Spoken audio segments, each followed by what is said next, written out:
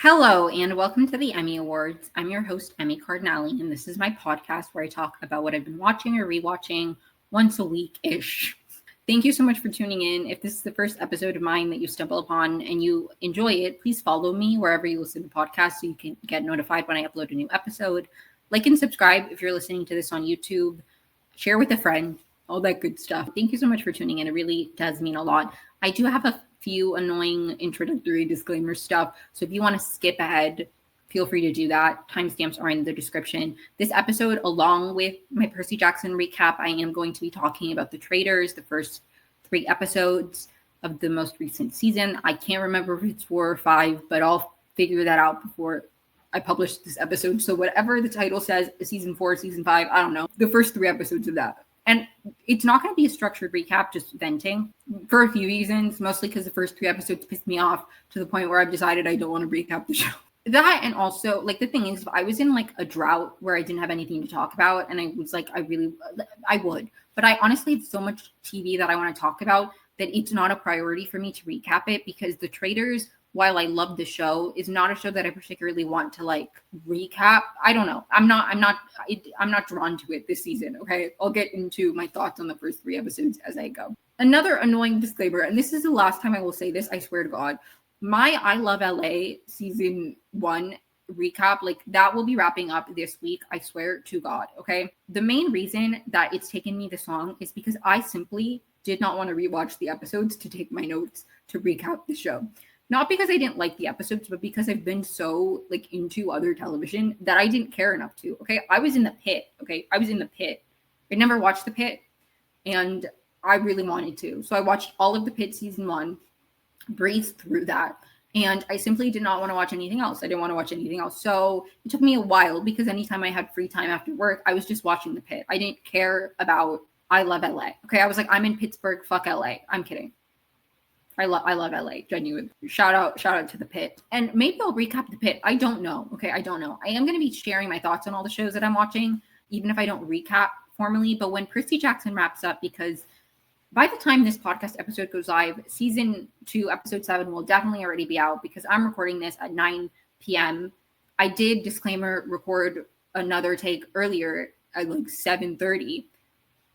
It was unusable, so I'm re-recording this. So by the time I finish recording and editing this, it will be like past midnight for sure. So season 2, episode 7 will already be out. Maybe, no promises, but maybe if I wrap up I Love LA sooner, like, I don't know.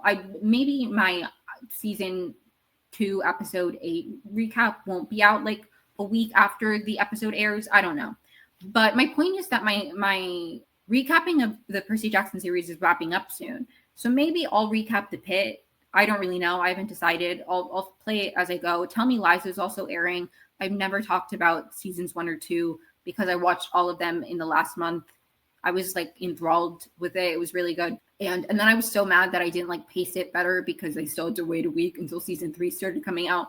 But now I'm all caught up, and I've watched the first 3 episodes, and, like, I have so much to say about that show. So, like, I have plenty to talk about right now. So I'll figure it out as things are wrapping up. But I'm getting back on track, okay? I'm still going to get this out on time for me, which is Wednesday. Who cares if it's after the episode goes out? People don't, like, nobody's waiting to watch the next Percy Jackson episode until they hear my thoughts. It's okay. It's like maybe they tune in because they care to know my thoughts. But it's like I'm not recapping professionally like recap podcasters do, because this is my job. So it's like I was putting so much pressure on myself, and then I was like, I mean, this is meant to be fun, okay? Just have fun and stop. You'll get it done when you get it done, and the people who want to listen will listen, okay? And then when you're a little bit more, because I'm struggling mentally, okay? It's not just like I don't care about the podcast. It's just I've been struggling mentally to the podcast is suffering, and then I'm like judging myself for the podcast suffering. But it's okay. It's okay, because we're getting back on track. And once I'm caught up on the shows that I wanted to recap, I'll get back into a little bit of a routine and we'll get better. Those are all my annoying introductory stuff out of it. So The Traitors is such a good show. Like, all things considered, as angry as it made me and as many critiques as I have of the first 3 episodes, it is just such a good show, especially for somebody who like really loves reality television like I do, because it's really cool to get to watch somebody from like The Bachelor interact with like somebody from Big Brother. Like it's really, really cool. It's really, really cool that like Gabby Windey was playing against Danielle Reyes. Like that is amazing for me personally. It's so fascinating. It's so exciting. It's a little bit disappointing that this season the only Bachelor representation we have is a guy who jumped a fence and stalked his ex-girlfriend. Yes, yeah, it is. It's a little bit unfortunate that we have Colton. I forgot that he was on the season 2. Like I knew that Colton was getting a bit of a renaissance because he was hosting that show about virgins, which side note was actually not that bad of a show. Not because of his hosting. His hosting was horrible. But like the cast was pretty good. It was a really interesting dynamic too, because it's like being a virgin on dating shows, typically it's like it makes you the odd man out, or it's like something you need to explain. Game of Roses, who I love, they call it the PVC or personal virginity card. Like it's something you have to on Argue My First. It was like an even playing field where it's like there's no awkwardness of like, oh, I have to tell them I'm a virgin now, which was interesting. I only watched a few episodes, but I did enjoy what I watched. Again, not because of Colton. Okay. Anyways, but I forgot that he was on this season, and then he's there, and like not only is he there, but he's insufferable. Like it genuinely irritated me because it's like I already don't want you here, and now you're making my experience like negative. Colton pissed me off so badly. Like after Michael Rappaport, who like shouldn't even be on the cast, Colton close second of people I want gone ASAP. But anyways, back to my rant about the Traitors, okay? Because I think the Traitors is such a fascinating show. I do, unfortunately, like watching shows for the gameplay. And I say unfortunately only because the gameplay is really not the main selling point of the Traitors. Like nobody's like, I'm going to watch the Traitors for like the most strategic, fascinating gameplay. Who says that? Nobody. Because that's not why you watch the Traitors. You watch the Traitors for like fun looks and like the intersections of reality TV all gathering in Scotland, right? Nobody watches the Traitors like I want the best gameplay to win. But a part of me does. A part of me does, and a part of me like I do care about that. Okay, I do want the strategy. I have to be honest. That I'm fascinated by it, so I do care. I do care.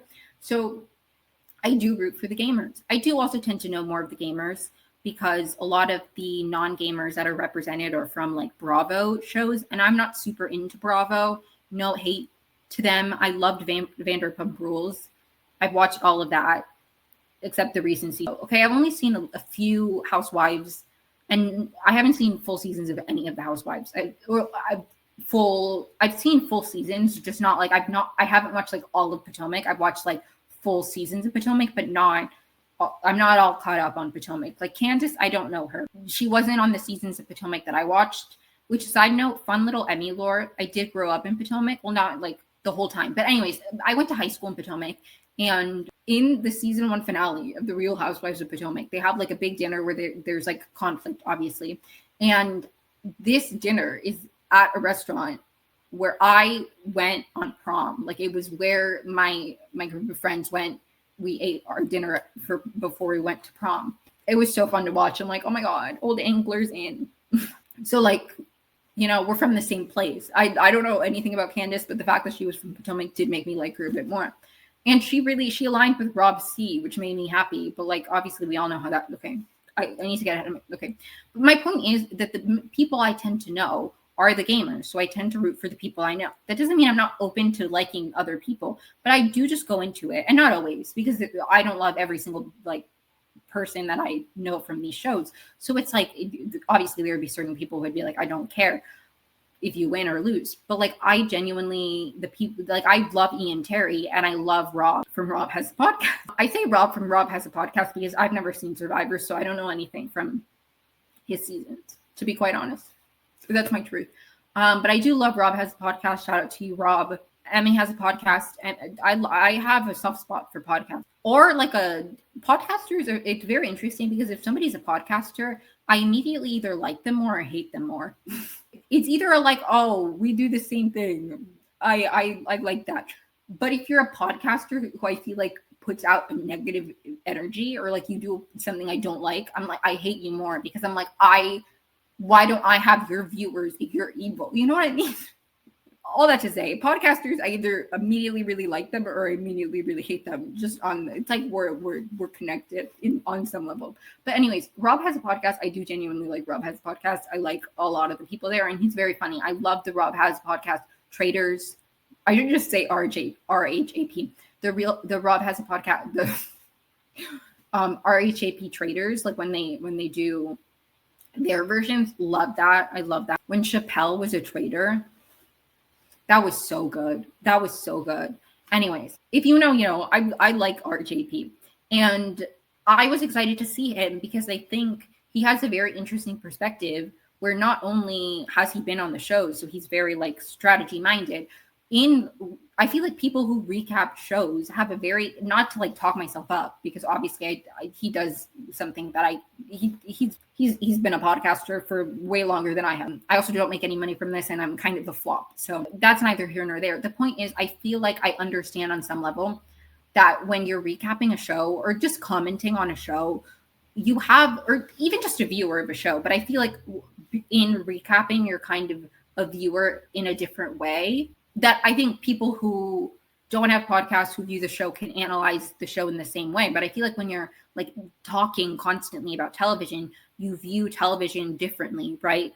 So whether that's as a podcaster or just somebody who really like thinks about TV a lot and consumes TV a lot from that lens, you have a different perspective of like what's entertaining and like what therefore would make good gameplay. Like if I were to go on a reality TV show, I would be thinking about what would be entertaining for a viewer as somebody who's a viewer. You know what I mean? And I feel like Rob had a very interesting approach where he would have been such a good trader. He would have been such a good secret trader. Like, I'm so mad about his wasted potential. But I think what I'm maddest about is the fact that, like, sorry to hop around. This isn't going to be chronological. I need to talk about what angers me the most first. It really pissed me off that Rob literally clocked the fact that there was a murder in plain sight and that didn't save him. I really think that secret trader thing ruined part of it, because it's like they had to just choose from this list. But I really like when Ekansu died, whatever season that was. Oh, baby Jesus, not Ekansu. When that happened, it was because she drank out of a chalice. I like a murder in plain sight being something like that. And maybe they changed it because they don't want it to be too much like, oh, you drank out of this. But then maybe they should make it like there are multiple chalices and only one of them is specifically poisonous. So it's like, it's not super, I don't know, like something, because it just felt like he clocked the fact that it was suspicious that Candace was like, let's do a conga line, which she literally did for suspicious reasons, which was to throw the scent off of them while they decided who they were going to murder. Like, he literally clocked that, and then it did nothing for him. And that irritates me. It's like, if you're able to notice the fact that people are acting weird and maybe somebody's getting murdered right now, then that should save you, you know?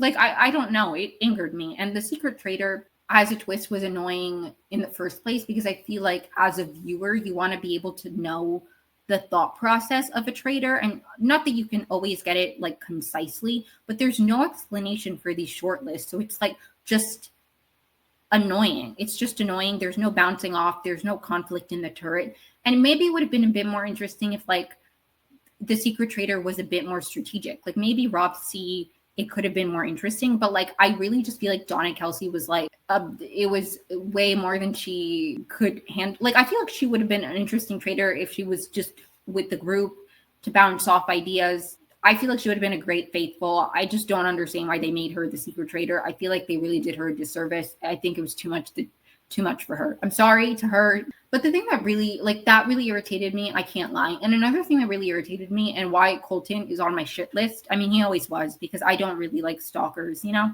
But when Colton really pissed me off is like, as soon as Ian introduced himself as being from Big Brother, he's like, oh, he's cutthroat. And it's like, no, he's literally not. Like, no, he's just not. And I cannot stand people who make these assessments, and it's like, you actually don't know. Like, it reminded me of people last season of Big Brother making assertions about Rachel's game from her past seasons. Like, oh, she was a backstabber, she was cutthroat. It's like, no, she actually wasn't. I feel like it's just a very narrow view of the game of Big Brother to think that somebody has to be cutthroat and like cunning to win.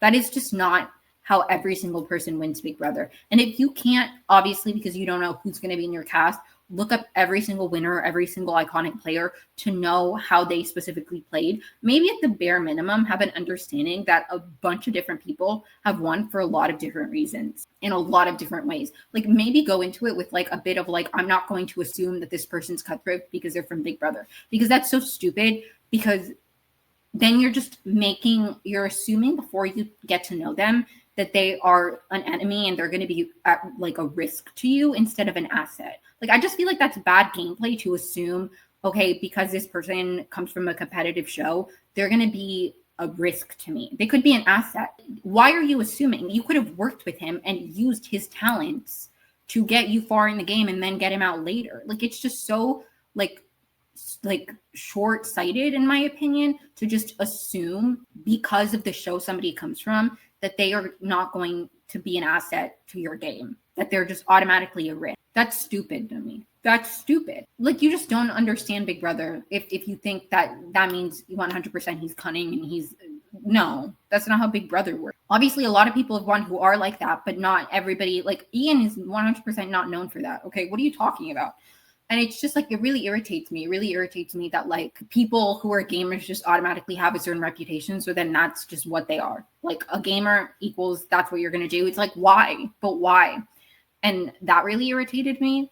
I feel like there are very distinct, like there are clear like distinctions between the way gamers view things and the non-gamers view things, where it's like, maybe if you go into it being like, okay, this person's from Big Brother, I'm not going to take them like swearing on their family seriously. Okay. They're more willing to do whatever it takes. Like, they're approaching me from a like, this is a game. And like, I understand going into it being like, this person has a different approach to the game that maybe I do because of their history, but I just don't like this assuming of like what kind of player they are because of the game they're from, because I just feel like that is really misunderstanding the different social strategy games. Big Brother players aren't all cunning. Like, that's stupid to assume. And I also just don't like this idea of like, because they're smart or intelligent or like a threat to you, you automatically get them out, because it's like, this is a game where it's not one person at the end wins. Okay. Normally it's two people. Well, Suri did win by herself, but like, it's a few people get to the end, I guess is my point. So it's like, if somebody is really smart and a really good gamer, wouldn't you want to like help? Like, it's a game. The Traitors is a game that is very group focused, right? You help each other. You need like, it's just weird to me to just automatically be like, he's from Big Brother, so I'm voting him out. Like, it irritated me. And I do also understand, or I'm murdering him. And I do also understand that like they had the short list, so it was like, of everybody in the short list, I don't even know. Okay, but that's why Donna Kells really pissed me off, because it's like, what was with all those short lists? It angers me. And I have to say, I feel like I couldn't even enjoy the dynamic of the three traitors that we got in the turret, because they had to just fall back based off of this list that we had no insight on. Like, the turret was just annoying to watch, because it's like, okay, we're seeing them discuss this like list of people sent over, but it's not as compelling as when it's just the traitors in the turret and they're like, this person said this, and so we need to get them out. It's just kind of like, okay, we only have this list of 4 people. He's the biggest threat, I guess, if we're getting him out. Like, it was just not interesting as a viewer, because we didn't get any reasoning for why these people were on the list. It was annoying. And yes, I'm a little bitter because the people I liked were on the list, but like, it was still just annoying. And Colton really pissed me off. After Ian gets murdered, Tiffany gives a little speech at breakfast about like Ian and like all of this. And Colton is like, that's suspicious. No, it's literally not. And again, you just don't know. It's like, and I understand that you're playing this game where it's like anything that seems like, I understand everything is suspicious. Okay. But it's just this thing specifically where it's like, you only have your antennae out for gamers. So anything Tiffany says about Ian, because they're gamers and they're from Big Brother, that's on your radar. It's not on your radar that there's a conga line, and that's weird. You didn't say anything about the conga line. You know who said something about the conga line, which was actually suspicious? Rob C. So shut up. I need to compose myself. And it's also just like, and I understand I can't expect you to know every single person's story, but it's like, if you know anything about Ian's history, that's not weird at all that Tiffany wanted to like speak in his defense, because Ian's had like in his first season, which he went on to win, at the beginning, he was a little bit like as he was a bit of an outcast at the beginning because he was like kind of awkward. He's autistic, and I feel like people didn't understand his cues, and they thought he was weird. Okay, and luckily, Mike Bookie took him as an under his wing, like, you know, and eventually he endeared himself to people. But then on his second go around in Big Brother, his fellow all-stars, which should know this about Ian, because at this point Ian was diagnosed and like public about being autistic, they made fun of his stimming and like literally were like insulting his like autism. So it's like, God forbid that Tiffany wants to say some nice words about this man who has very often been like misjudged or prejudged because he's a little different. Like, people have genuinely just automatically like written him off or been cruel to him. So it's like, that was sweet to me. Okay. And I'm not even like the biggest Tiffany stan. I really liked her in Big Brother, and I'm not like against Tiffany. But like, it's not like I'm blindly loyal to Tiffany where I would be like, no, that wasn't suspicious, even if it was. It's just like, I know the context of Ian's history, and Tiffany's like, that's a valid thing. It's like, Ian hadn't done anything to seem suspicious, and then he gets murdered. That's a valid thing for Tiffany to be like, I hope he didn't like I want to speak some kind words about Ian, because for all she knows, the people who are the traitors thought that Ian was like weird, and they like misjudged him, and they were like, God forbid somebody who's on the same franchise says some nice words about somebody who's just murdered. Also, not to like, you're literally stupid, because a traitor wouldn't say that. A traitor wouldn't say that. Like, maybe they could, maybe they wouldn't, but that's not obviously a traitor's gut instinct. Maybe later they do it to like throw them off, but like, a traitor isn't going to draw attention to themselves after the first murder. So what are you talking about? Colton just really, really pissed me off. He really, really pissed me off. And it's just like, I can't stand him. And then after they get Donna Kelsey out, he's like, oh my God, I'm kind of good at this. No, you're not. No, you're not. Okay. Everybody else said Donna Kelsey. Okay. Don't you dare. Like, he thinks that he's like Pilot Pete or something, where like he strategically told somebody the wrong information to narrow down who the traitors are, because this person, it got back to this person that somebody had a shield. I don't remember what the exact detail was, but he did something strategic where he's like, I'm suspicious of these people. So like, we should say, you know, he did something smart. Okay. That was good. That was good. That was smart. What have you done? What have you done besides correctly guess with the group? Shut up, Colton. And then misjudge people just because they're gamers. It just pissed me off. It pissed me off. It's like, you literally shouldn't even be on the show. You and Michael Rappaport both shouldn't be on the show. I mean, Michael Rappaport for bigger reason. Like, literally, fuck that guy. Like, okay, Michael Rappaport is not only an awful garbage human being, but then he makes horrible TV as well. Like, it's like, not only are you here when you shouldn't be, but you're making my experience unpleasant. Okay? Just because you're miserable doesn't mean you have to make everybody else miserable too, okay? Shut up.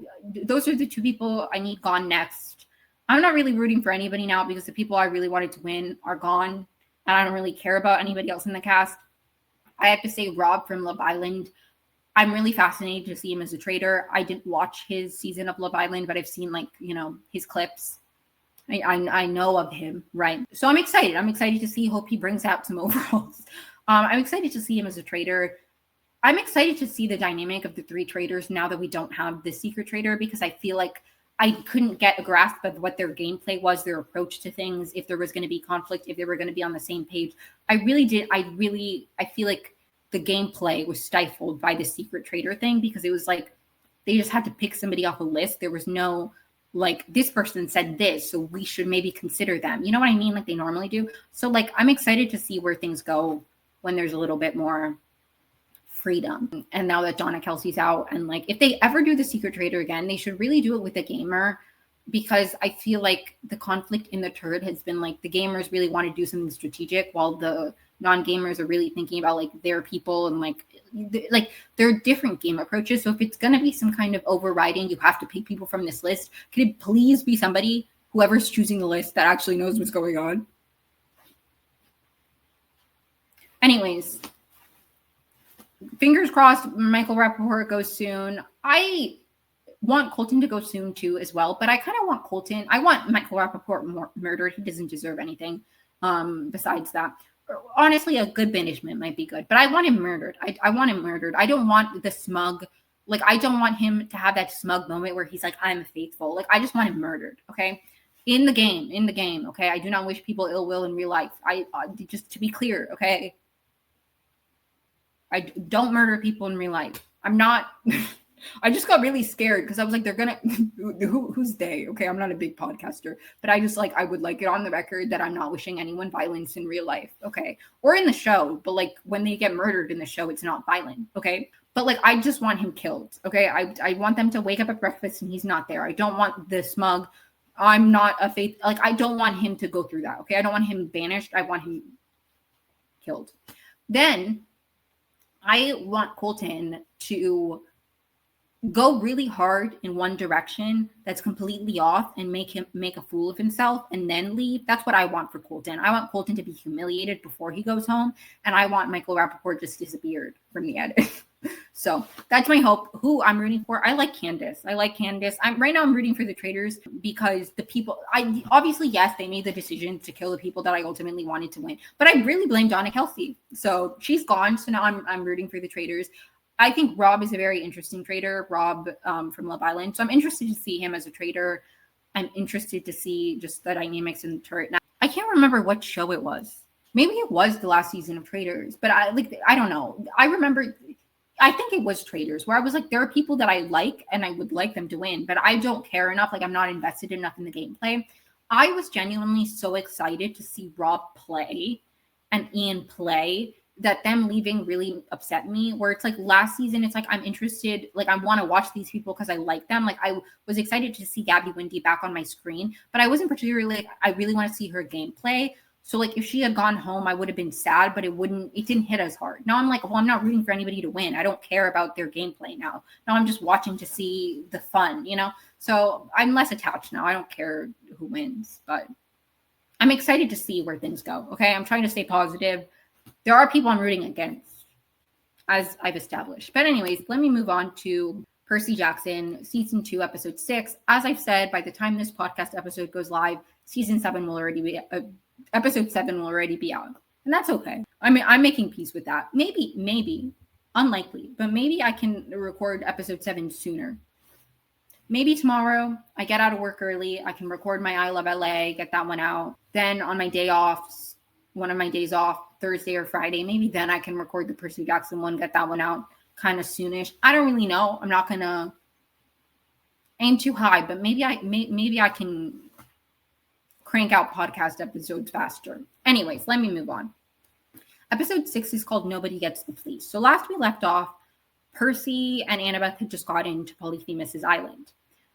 We open with Tyson underwater. He's alive.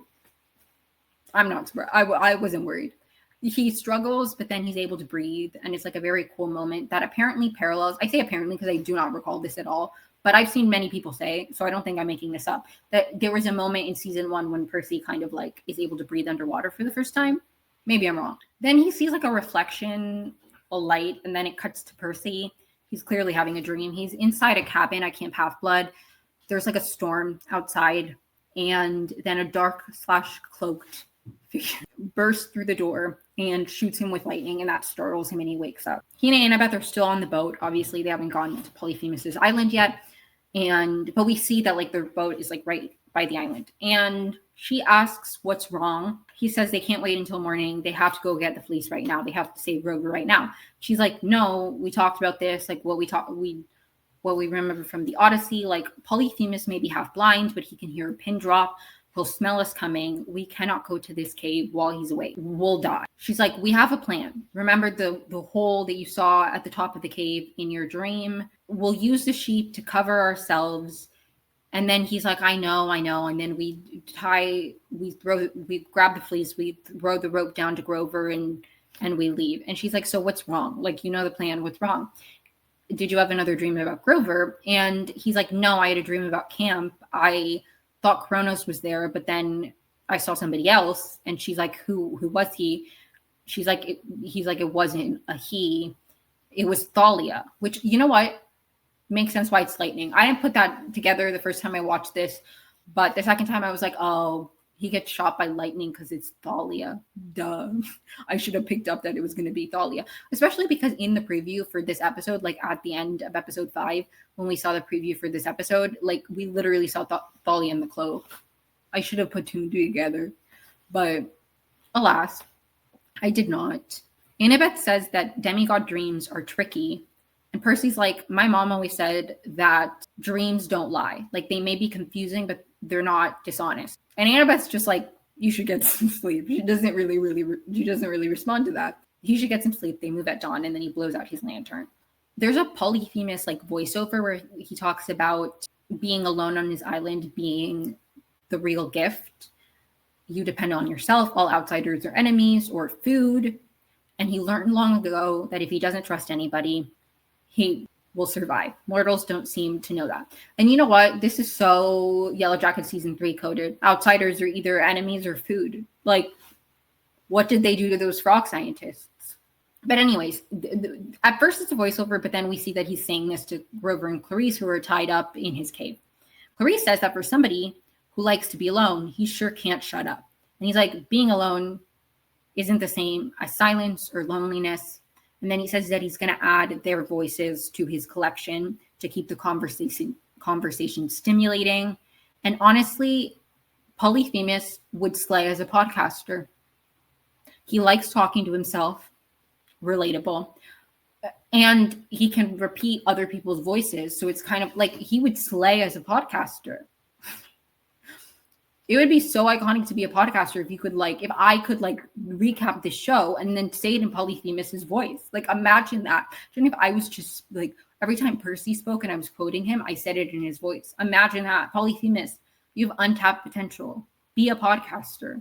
He pulls out skulls, clearly of satyrs because they have horns, and he says what he learned from each of them, and he says it in their voice. So he's like, from this person, I didn't write down their names. I apologize. But let's say one person's Ben. He's like, from Ben, I learned, and then he would say it in Ben's voice. There was nobody named Ben. That I know for sure. And then Grover asks where he learned about using the fleece to lure satyrs, and he says that Pan brought the fleece to him himself. Grover's like, but why? Polyphemus is like, don't concern yourself with the motivations of the lost god. And it's like, this is the first thing that's happened that's made me maybe understand Luke a little. I'm kidding, okay? I'm still Luke's number 1 hater. And I'll get to it because he's in this episode and I have things to say about Luke, okay? But this was something that I'm like, okay, I understand the gods are cruel. I understand that. I don't understand this. I don't understand this, okay? I'm confused. Is anybody else confused? Does this make sense to anybody else? Do you feel like, and obviously Polyphemus could be lying, and maybe I'm putting too much stock in what he said, but it's like, to me, when we meet Pan, because we do meet Pan, spoiler, it's like very clear that the reason that he's in hiding and he's lost is because humanity has not put stock in, at least in the books, right? Maybe they'll interpret it differently as they've done with other things. But in the books, the reason that Pan is in hiding is because, the focus on nature and taking care of the environment is not a priority to humanity. So his presence and his spirit is fading, right? He's fading. Because the whole idea of what keeps the gods alive in this universe is that they're known and they're talked about and they're studied, and that is what keeps them alive. So when they're on, when their spirit is not being honored, when Pan's spirit is not being honored, people don't care about the environment. Obviously, his spirit begins to fade, right? He begins to die. So I understand that. I understand why Pan is hidden, why Pan is weak. I don't understand why Pan would lure people why would he lure satyrs to their death? It's okay, if you want to throw them off your scent, you can't do that in a way that doesn't kill them. And obviously, again, maybe Polyphemus is just saying something. But why would Pan want that? That can't be right. That can't be true. Polyphemus has to be lying. And if he's not, I'm very interested in how they would explain that. How this is going to make sense. Because I don't understand that motivation. That seems like a level of malicious that I don't feel like Pan in the books had, right? I don't feel like Pan in the books was malicious. He was just weak and dying because the world didn't care about him, which is sad to think how old the books are and how I understand why Pan died. I understand why he's not coming back. But anyways, Clarice says that Polyphemus is probably just anxious that their reinforcements are coming. And he's like, unlike satyrs, demigods are dangerous. They will cross oceans to save their friends, and when they do, he'll be ready. That's why he kept Clarissa and Grover alive as bait. Soon their voices, Percy and Annabeth's, will join his collection as well. We see Annabeth and Percy on the island in the light of day, and it's like intercut with his voiceover about demigods being dangerous and risking their lives to save their friends. Percy and Annabeth, then we see them have a conversation. She's going to grab their disguises. He's going to watch the cave entrance for Polyphemus. As soon as Polyphemus starts walking, like leaving his cave, they need to be quick. While Annabeth is looking for the disguises, she gets an iris message from Luke. Also, I have to say that iris messages are so cool in the show. This one specifically because like the other iris message we saw early on was when Annabeth iris messaged Chiron in his office, and like that one was but this one was just so beautiful because it was outside and like I don't know, it was so stunning to me, so gorgeous. I loved it. The fact Luke was there made it a little bit ugly. No, I'm kidding. Okay, no, it's not because Luke is ugly. He just has a nasty spirit. Sorry. Okay. I don't like Luke. Okay, I'm gonna lock in. Sorry. He starts giving her advice right away, and it's annoying. It's like, why would I take your opinion? Who cares what you have to say? Shut up. He says Polyphemus is not like other Cyclops. He's cunning. She's on his turf, so she has to be careful. And she cuts him off, and she's like, I don't need your advice, and I definitely don't need your help. You just want to know if we found the fleece. Thank you. I appreciate that, Annabeth. And Luke does that annoying thing that people do where they're like, I guess I can't do anything right. I guess I'm just evil, like I hate that. And it's like, yes, kind of. Of course, a broken clock is right twice a day. Okay, yeah. But that doesn't mean the clock is less broken, right? Like, if somebody makes a point I agree with, but I fundamentally disagree with everything about them as a person, I'm not going to be like, oh, wow, I agree with them. We have common ground. I'm going to be like, okay, they made a point I agree with. There's a million people who I don't fundamentally disagree with on every other thing who also said this point. So like, I'm not going to give you the time of day. Like, it's not that I'm going to be like, oh, I disagree with your point if I agree with the point because I disagree with you as a person, but I'm not going to hold stock in your opinion. Like, it's just irrelevant. Like, yeah, okay, the broken clock is right twice a day, but I'm just going to get a clock that isn't broken. I'm not going to like use that clock for the one specific moment that it's correct. I'm still just going to throw that clock out. Okay, that clock is worthless to me because it's broken. So it's like, yes, okay, even if he gave great advice, it's like, I'm not going to take it from you because the reason you're giving me this advice is not because you're trying to help me. So I don't care. Even if you made a good point, the motivation, the source is still a broken clock. So I'm going to get a clock that isn't broken. Thank you so much, Luke. But anyway, he's like, everything I do is wrong. Everything I say is wrong. I'm wrong about everything. And while I believe that, Annabeth is like, not everything. Like, okay, nuance. Love that for you. Meanwhile, Percy's standing guard and he sees that Polyphemus is leaving and he turns to go towards Annabeth. Then Annabeth, we see the end of their conversation. Annabeth says Luke was right about Thalia. She hates Zeus, but he's wrong to think that she would have stood with Kronos. Period. He says that she would have wanted change.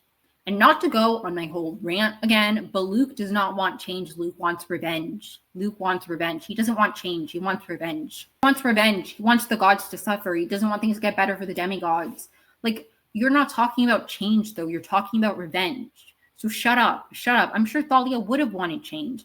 I don't think she would have wanted that at the expense of all these people dying. Like, and yes, I've read the whole series, so obviously I have but it's like, it's not common sense. It's not like far-fetched to think that a lot of people are going to die if you're going to war to revive the Titans. So it's like civilization, as you know, it is going to fall if the Titans take over. Okay, that's what happened the first time the gods took over from the Titans and everything. Okay, so it's like a lot of people are going to die. A lot of people, like people that you did camp activities with, that you ate like lunch with. You were at the camp year round because you had a bad experience with your mom. Like, these are your peers, people you grew up with. They're going to die because you want the gods to suffer. So like, shut up to me about this is why Luke pisses me off. And like, the thing is, obviously Luke is a fictional character. Okay. But this is just, frankly, true of a lot of people. There are a lot of people who just have this perspective of like, these people suck. I want them to suffer. They want revenge more than they want justice, more than they want change, like positive change. And it just angers me. It angers me because I feel like it's short-sighted. Okay. A lot of people are going to die. For what? For the gods to suffer a little bit? It's like, why do you want people to, why do you want people to suffer? Like, why do you want people to suffer? I've said this many times, and it's like genuinely a very, very like deeply held belief of mine. Suffering does not make cruel people kinder. Do I think that there is a way that you can like use your pain and like propel that for positive change? Of course, I'm not saying that everybody who has suffered and everybody who's been traumatized is going to be evil. Like, I'm not saying that, but I don't like this idea that like punishing evil people will make them good, if that makes sense. And I mean good and evil in like very broad ways. I don't believe that people are fundamentally good and fundamentally evil, yada, yada. I don't need to go on a whole tangent, but my point is cruel people use their suffering to justify why they're cruel. Or they use it, like people use their suffering to justify why other people should suffer. They're like, well, I overcame this thing without X, Y, and Z, so everybody else should too. Like, I worked hard to pay off my student loan, so people should be in debt. You know what I mean? Like, I don't think suffering makes people good. I don't. I think you can use your suffering and like propel change, of course. But I think that comes from a place of healing, right? Like and I'm not saying you need to be fully healed, but it's like if you're still in that hurt, I don't think that is like all the moments in my life when I feel like I've been the cruelest or the least compassionate to other people is when I've been suffering the most. So I hate this idea. And like, I'm not even speaking just from my perspective. I just feel like there are a lot of people who are like very nasty, and they use the ways they've been victimized or they've been targeted to justify why they're doing that to other people. Like, I don't think torturing people, I don't think being cruel to people makes them kinder. So I just hate this idea of like, if the gods suffer, then things will be better for the demigods. No, that's just not what's going to happen, okay? They're going to be meaner to you. Look at any fucking Greek myth. They torture people. Every time they punish people, it gets worse. You want those people to suffer? Like, I get you want them to fall. You want, whatever, okay? I get it. You want them to just not even be in power. And I said this last week, but it's like, you're mad at the gods for being bad parents, so you want the guy who ate his children to be in charge? What is your logic? Like, there is no logic. It's just anger. And that's not good. Luke doesn't want change. He wants revenge. So shut up with this. Thalia would have wanted change. Yeah, probably not at the expense of people like Annabeth dying. She wanted Annabeth to live. That's why she literally sacrificed her desires to go to camp, because she cared about Annabeth living. But you think that she's going to be fine with all these demigods dying because you're angry at your dad. Shut up. Also, she's just spent years as a tree. Don't you think that does something to a person? She's literally touching grass. She is grass. I lost my train of thought. Sorry. Okay. Annabeth says that Thalia would not have wanted the change through war. She says Kronos has already changed him. He can't see how much of himself that he's already lost. And Luke is actually, as much as Luke's messaging and Luke really angers me, I do have to say, I obviously have like compassion in my heart for Luke. And I obviously have like this understanding that he's being manipulated. And Luke really is just like a poster child of why like cults are bad. Like, he's been brainwashed, and now he thinks that everybody else needs to suffer for his supreme leader. Like, Luke's in a cult. Like, I get it. Okay, he's in a cult, but he's also trying to be a cult leader. So it's like, sorry. Annabeth begins to say, "I just wish," but then Percy comes and knocks like disperses the iris message and cuts her off so she and Luke do not finish the conversation. And he did that for me. Shout out to Percy. He asks Annabeth what she's doing, and she says that Luke called her. He wanted to warn them about Polyphemus. Percy's like, Polyphemus is leaving his cage. Not cage. We need to go. And then he's like, Luke's working an angle, you know that? And like, thank you for saying that, Percy, because he is. But also Annabeth does know. Like, she did cut him off. Annabeth, there is an emotion there, right? Obviously with Luke. And there is a bit of a blind spot in some ways. But Annabeth is smart enough to realize that Luke is playing an angle. And like, I think she's taking everything he says with a grain of salt. Okay? Don't underestimate Annabeth. I get it. You didn't witness their conversation. But as somebody who did, Percy, I can assure you, She knows that. The thing about Annabeth is like she can see this version of Luke that Percy knows, but she also hopes that underneath is still the Luke that she knew, right? Like she can tell that Luke is working an angle. She can tell that Luke is, his motivations are not good right now, but she also still sees him as that, as who he was, right? Which, you know, not to be a hater, but it's like in the flashbacks we've seen, he's always been kind of an asshole. Okay, it's fine. It's fine. He was once a child. He was once a child. I need to become a tree. I need to be grass like Thalia was. But anyways, he grabs some wool. She does as well, and they walk towards the cave. On Luke's cruise ship, Allison Sims, who's one of the most annoying demigods literally ever, asks what that was about. Why can't he let go of Annabeth? Like, and it's like, why do you care? Why are you beefing with a 13-year-old? Why do you care? Why are you beefing with a 13-year-old? Like, sorry to repeat myself, but it's like, it genuinely pisses me off. Why are you beefing with a 13-year-old?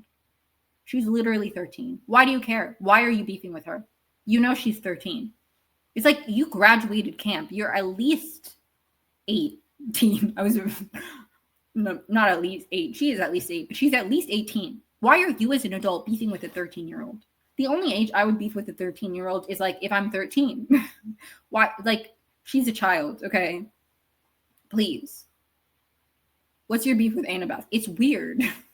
He says that he decides what's important to him, and that wasn't even about her. It was recon, which Annabeth knew. So shut up. I literally hate him. He's just a fictional character. All is well. I have to say, the fact that there are people who are genuinely like, I see Luke's point, I think is what angers me most, because it's like, this is how this is how society is falling apart. Not obviously not. Like I'm not. You know, that was very tongue in cheek. Obviously, there are like huge reasons that the society is falling apart. None of which are people. But I do think that there's just like this attitude of like anger and like approaching things with like wanting bad for people that I think is really hurting our communities. I feel like we should want people's lives to get better, not we should want people who we shouldn't want people who have caused pain to feel that pain. Like, I just, you know what I mean? It does anger me. It does anger me that it's like, okay, you guys, you're so close to getting it, just as Luke is, where it's like that anger is justified. Okay. You're mad at the man. You're mad at these people who are like not, these people in power who are not helping the little guy out. That feeling is valid. But his approach to solving the problem isn't. It's ineffective. It's making things worse. It's putting more negativity into the world. So like the fact that people see Luke and they're like, why does he have a point? It's like, no, he actually doesn't. Do not, you are under spells. Okay. Apologies. It really does anger me, because I really feel very passionately about this, that Luke's approach to change is flawed. It's deeply flawed. He wants revenge. He doesn't want change. And it's just like, enough of people wanting revenge. Like, literally, it's simple, but it's true. An eye for an eye makes the whole world blind. If somebody takes your eye, what is you taking their eye going to do back? Now you're both blind. Like, it just makes no sense to me. It makes no sense. And again, the gods are really mean. Okay, you think that attacking them, and I get it, in his world that they were just like, you know, he wants to destroy them, but it's still like, I just don't. It's stupid. Anyways, sorry. Percy and Annabeth are hiding amongst the animals. Annabeth is like, Polyphemus is coming, lay low, think woolly thoughts. And he's like, woolly thoughts. And she's like, just be a sheep. I don't understand why people are like, the show is it doesn't have the same humor, because I'm cracking up every episode. I will say season 1 felt a little bit more serious to me, but I'm cracking up literally every single episode in the show. Like, I'm dying laughing. So like, I think it's funny. I don't know. They bleat. They like, bah, bah. It's really funny. And then we see Polyphemus. He lets his flock out, and we see them from his perspective, and they blend in. And that was really great. I love that they did that. They followed the flock up the mountain, and then when the flock disperses, Percy and Annabeth are hiding behind a boulder watching Polyphemus. Then he leaves his cave, and Percy says he's going to check out like the whole opening. And because Polyphemus left from like under the cave, and now they're at the top of the cave, it doesn't really matter. But he goes to check to see Grover from the hole in the top of the cave. He sees Clarice, and Grover's trying to say that it's a trap, but his mouth is gagged, and also he's far away, so Percy can't hear him. Percy tries to gesture to Annabeth that there's two people in the cave. She doesn't know what he's talking about, so he jogs over. Is like, Clarice is there too. She's alive and she's there too. Meanwhile, down in the cave, Clarice and Grover are like struggling, and she like propels his body and uses his legs to like break the mirror. And he doesn't know what's going on, but then she uses one of the shards of glass to break free her restraints, which was very smart. Annabeth, meanwhile, is like a little bit worried. They barely have enough time to get Grover out. Now they have to bring up two people before Polyphemus gets back. Percy's like, we can always leave Clarice. Again, humor. Like it was fun. It was fun. Like, anyways, they go to the tree. Grover and Clarice are now like out of sight because they've like moved out of the way, trying to free themselves. Percy ties himself to the tree to like propel down. Annabeth is like, Polyphemus will be back any minute. We should be quick. Percy begins to propel himself down the cave. Annabeth notices that gold paint is dripping from the top of the tree. As Percy's climbing down, Annabeth realizes that it's a fake fleece, that this is a trap. Percy's like down in the cave now. She tries to tell him it's a trap, like quietly, so Polyphemus doesn't hear. But then Polyphemus is approaching. Percy's getting further down the cave, so she just yells, Percy, it's a trap. Very soon after, Clarice has freed herself and she yells, it's a trap. The fleece is fake. But it's too late. Polyphemus is approaching. Annabeth puts on her invisibility hat and disappears. Grover yells to Percy to climb back up, or he'll be stuck down there with them. Again, it's too late. Polyphemus arrives. He cuts down the rope and Percy falls. Clarice catches him and then throws him, which was, again, a funny moment. There's humor to this show. I don't know what people are talking about. Percy and Grover hug. It's like a very sweet moment. Grover's like, you're really here? It's not a dream. And Percy's like, not a dream. Maybe a nightmare. Grover's like, what's new? And then Clarice is like, enough with this reunion. Polyphemus says the only way out now is through him, which is what he planned. And then Annabeth starts yelling at him and like taunting him, like off to the side. She's invisible, so he can't see her, obviously.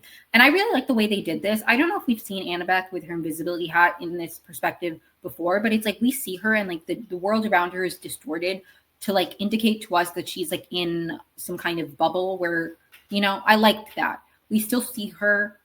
He doesn't, obviously, and then we see him aimlessly swinging because he can't figure out where she is. I thought this was really well done, like visually. He asks which of the gods sent her, and she says nobody sent her. Does he remember him? He's like angry and swinging aimlessly, and she's like, it must have been really embarrassing for Odysseus to trick you into thinking his name was nobody. Which I have to say, maybe I'm wrong, but I feel like in the book, like in the books, was it like he knew that it was Odysseus, or did he still think that Odysseus' name was nobody? And when Annabeth said that she was nobody, or whoever in the book said that they were nobody, he thought it was genuinely nobody. That's what I remember from the books. I thought this was very interesting. And I really liked the way that like Homer and the Odyssey and everything is like referenced to like, oh, those are the stories, but here's what's true, like Circe did. So I thought this was really interesting of like, he's self-aware of the fact that he was tricked that one time. That was interesting to me. That was really interesting. I don't feel like that happened in the book. And I think it's a very interesting change. Dust swirls somewhere on the island and in it appears Luke. Boo. He sees Polyphemus swinging aimlessly and like runs towards the tree. Percy and Clarice, meanwhile, in the cave are like arguing. His priority is getting to like is figuring out how to help Annabeth. And Clarice says Annabeth is clearly buying them time so they can find the real fleece. And Grover's like, Polyphemus must have hidden it in the cave. There's no way he'd risk hiding it anywhere else. He must have stashed it inside the cave while they were asleep. And Grover begins sniffing around to find it. Luke climbs up the hill while Polyphemus is distracted, swinging to Annabeth. Grover's still in the cave, sniffing around for the fleece. Luke grabs the fake fleece and realizes that it's fake. Grover finds the real fleece. These scenes are like intercut in a really interesting way, where it's like Luke is obviously finding the fake one above ground.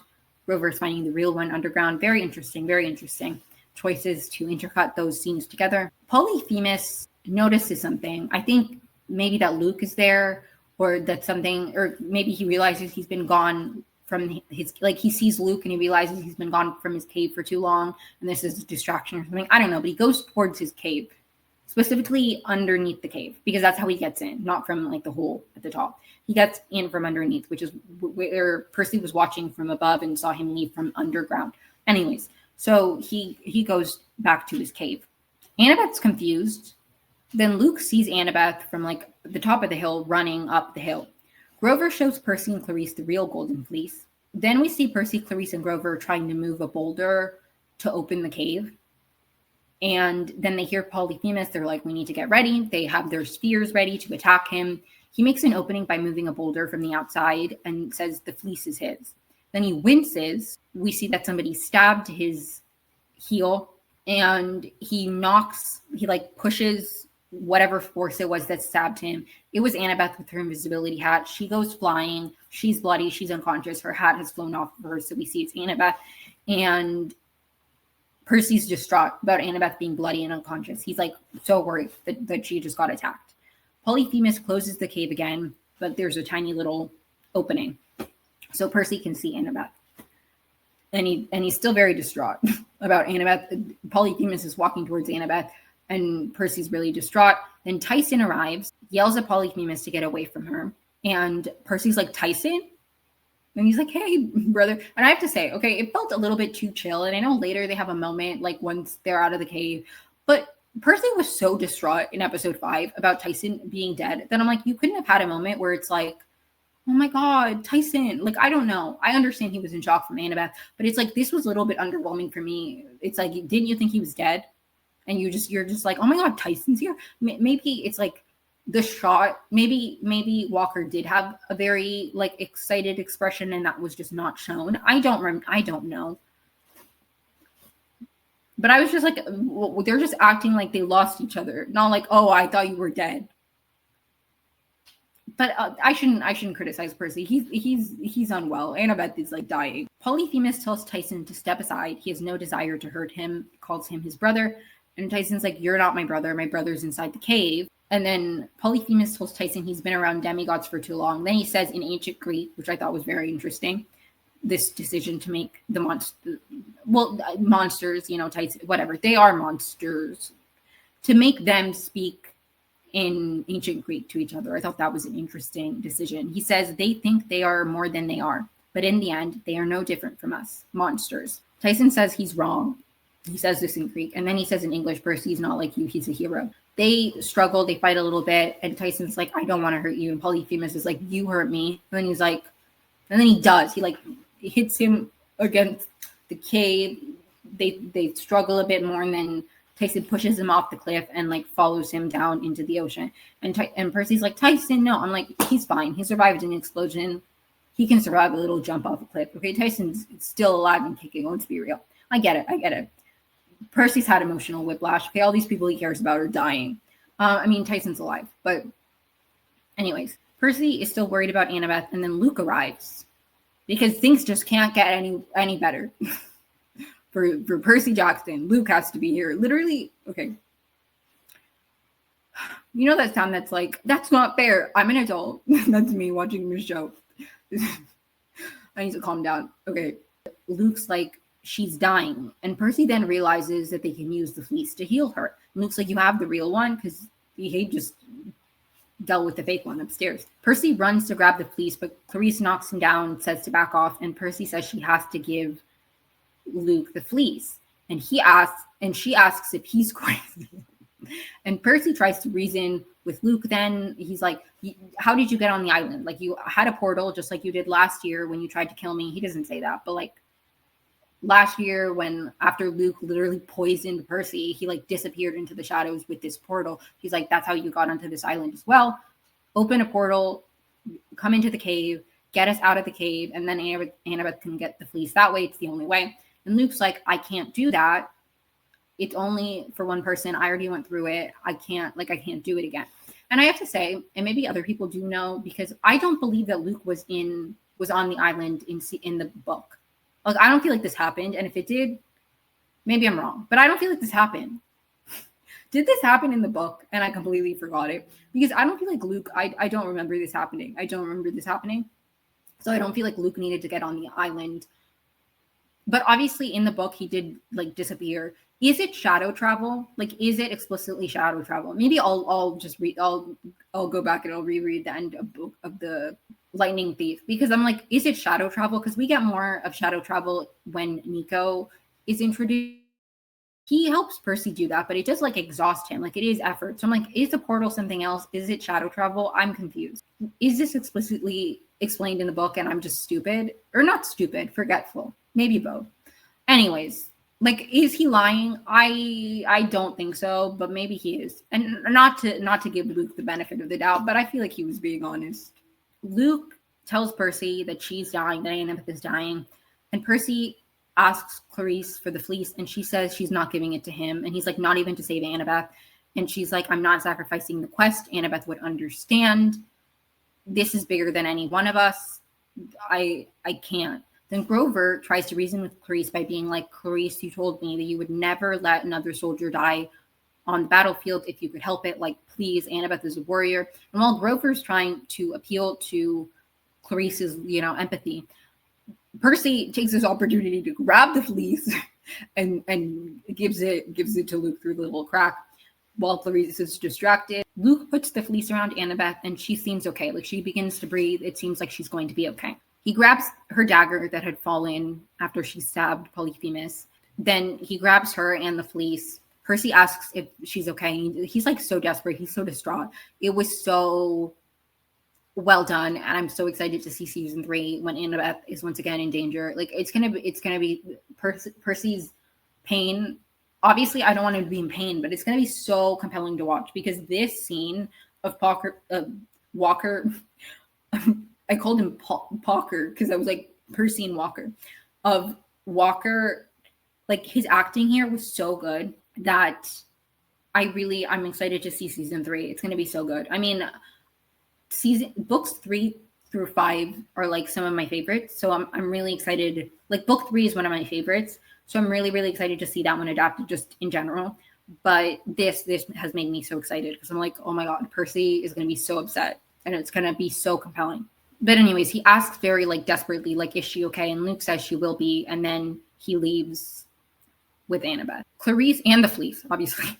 Then Clarice asks if Percy realizes what he's done. He's killed them. He's killed Camp, and he probably killed Annabeth too. Great job, hero. He's distraught. Okay, the love of his life is dying, and his mortal enemy has her. Okay, how do you think he feels? Okay, he's beating himself up enough. Okay, like, he knows. Grover says he had to do it, and I think this is really interesting because I think it really does showcase the way that Percy is like very much these human. I really like the fact that like we had that moment in the last episode where he was like, I would burn down Olympus for you. And that scared him. And then we see it come to fruition so soon and how that really is like, it is dangerous. Now, I do think the fact that, like, spoiler, it's all going to work out. They're going to get the fleece and save Camp. The fact that happens, like, I'm like, Luke, Percy's just going to be like, I can save Annabeth and Camp at the same time. Like, Camp ended up being fine. Like, it ends up working out in his favor. But it is just very interesting the way that, like, Percy is just in these very human moments. Like, she's going to die. Who cares about anything else? She's going to die. When Clarice is much more like, she's thinking of this as a battle, right? She's thinking of this strategically. She's like, obviously, I don't want Annabeth to die. But if Luke has the fleece, then in the long run, this is worse. But Percy is only thinking about the human emotion, the human urgency, Annabeth is dying, that he's not even thinking about the long-term implications of Camp. And it's just very, very interesting and very, very compelling. And I like the fact that we had that payoff so soon, really, really well done. Really, really well done, because I think it's really made like Percy's fatal flaw that much more impactful, because it's like, damn, he really would destroy the world if it came to saving one of his friends, like, right away. But it works out, so like, I can't, who cares? The boulder moves and the cave is therefore open, and it's Tyson to let them out. He goes to introduce himself to Grover, but he's like, oh yeah, you're Tyson. He already knows because of the empathy link, which I love. Everybody, it's so funny how everybody's like low-key. Obviously Tyson isn't famous in the same way, but like Luke knew about Tyson. everybody knows about Percy. Every time they go introduce themselves, they're like, "Oh, Percy Jackson, I've heard a lot about you." Like they're famous, low key, which is funny to me. Obviously, Grover knows Tyson because he's Percy's brother more than he's like a celebrity, but it's still funny. It's still funny. Then Grover asks Tyson what happened to Polyphemus, and Tyson is like, he won't be bothering anyone anymore. Then Tyson tells Percy that Luke took Annabeth. He could have gone after them. He's really sorry, but Percy was here. And then they hug, and it's like a really, really sweet, heartfelt hug, which makes up for the fact that I felt like Percy wasn't excited enough that Tyson was alive earlier. Like it was very, very heartfelt and emotional, and it was so beautiful. Percy thought he'd never see him again, and Tyson's like, "I always knew I'd see you." But so sweet. Then Clarice asks where Luke went, and Tyson points him in the direction, and she runs off. Percy sees Annabeth's Yankees hat in the sand because when she got knocked down, her hat flew off of her, and that's in the sand now. Luke only grabbed her dagger and then Annabeth. So he grabs her hat. They all run to the shore, and they see that Luke has taken Percy and Annabeth's boat. It's off in the distance. Clarice is like, "What are we going to do now?" And Percy's like, "We'll get them back." And then she's like, "How are we going to leave this island?" And then Tyson, meanwhile, is playing with Annabeth's like rainbow bracelet that we saw a few episodes ago. And then Rainbow, the hippocampi, and a bunch of his friends come, and that's how it ends. And then it ends with Percy saying, "We get them back." Like again, Percy's like, things just work out for him. I mean, not really. Like a lot of things go very deeply wrong for him, but like a lot of things also work out. So, but yeah, that's how the episode ends. I love the hippocampi. I've said this many times. The sea creatures in the Percy Jackson universe are like some of my favorites. Maybe it's because he's the son of Poseidon, so like we got a lot of those. But like maybe if it was like the son of Demeter or something, I would really like the garden creatures. Like there's just more. I mean, in the Trials of Apollo, we do get a daughter of Demeter, and she does have like this like sidekick that's like an angry plant creature, which is fun. So maybe I'm more partial to the sea ones because we got more of those. But I do just really love them. Like I love the Ophiuchorus in book 3. The hippocampi are beautiful. So, but anyways, that is where the episode ends and where my recap ends. Thank you so much for tuning in. I hope you have a great week. I hope you enjoyed the episode. If you did, please like and subscribe. Please share with a friend. In terms of things I'm covering next, I will be wrapping up my I Love LA coverage. Then Percy Jackson season 2, episode 7 will be next. Then episode 8, and then in between, along with something, I'll talk about the Traitors here and there. If I do start recapping the pit a couple weeks from now, I'll go back and I'll like do an episode of all the episodes up until that point, and then I'll start weekly. I'll figure it out. There's a lot that I want to talk about, so I just need to figure out what I'm talking about when. But I'll get to it. It'll be fun. Thank you so much for tuning in. Hope you have a great week. Thank you so much for tuning in. Please like and subscribe. Please like and subscribe. Please share with a friend. Thank you.